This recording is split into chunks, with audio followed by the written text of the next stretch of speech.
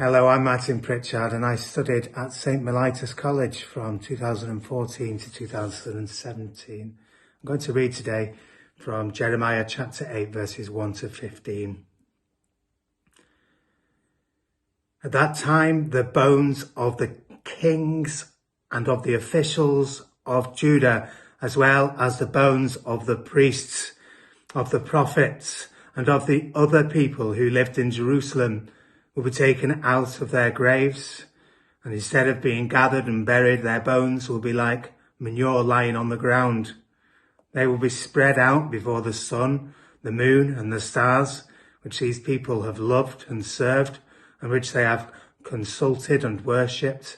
And the people of this evil nation who survive, who live in the places where I have scattered them, will prefer to die rather than to go on living. I, the Lord Almighty, have spoken. The Lord told me to say to his people, when someone falls down, doesn't he get back up?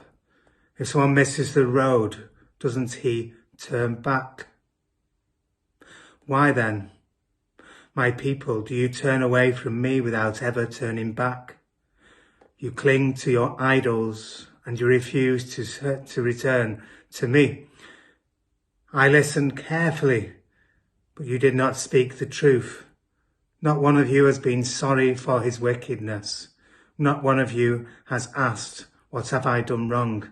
Everyone keeps on going his own way like a horse rushing into battle. Even storks know when it is time to return. Doves, swallows, and thrushes know when it's time to migrate.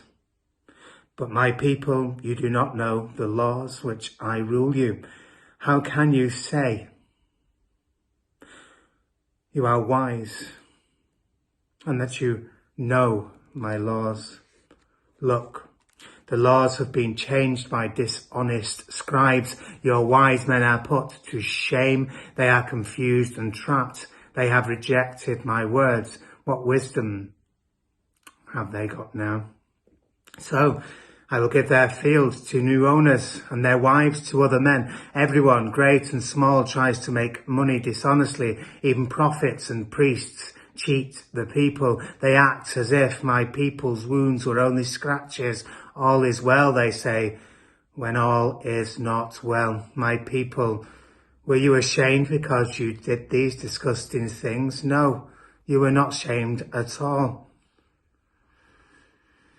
You don't even know how to blush, and so you will fall as others have fallen. When I punish you, that will be the end of you. I, the Lord, have spoken.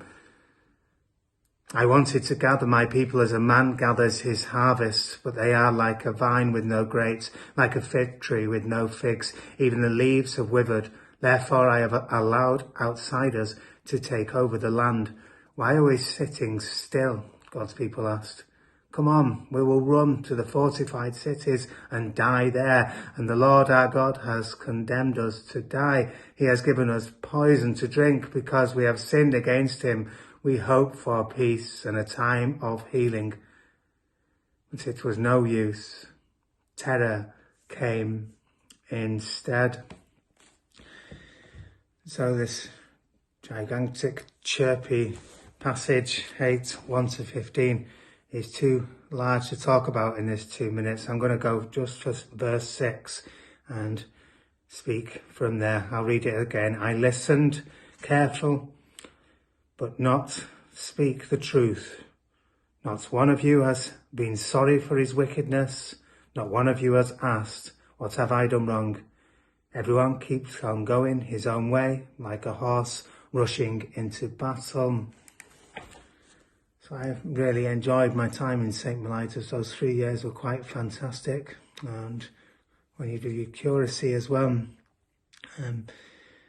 it's not quite nice, but it's graceful in just as many ways.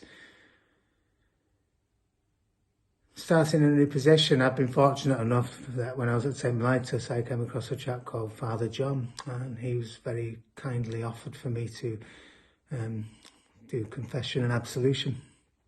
And in this passage, what we just heard in verse 6 there, it says about that not listening and just kind of rushing on headlong like horses into battle. And that's what I think confession and absolution has the beauty to do, actually. I'm meeting up with this chat regularly, and it's allowing me to look at the sins inside myself.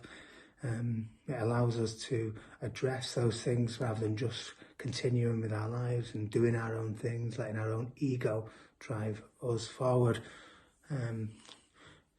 Therefore, it's allowing us, when we're taking this time to consider ourselves, who we are, a bit like Carl Jung's shadow work. If we're actually really addressing those things that otherwise we're not addressing, we're becoming more aware of who we are. And in the addressing, we're listening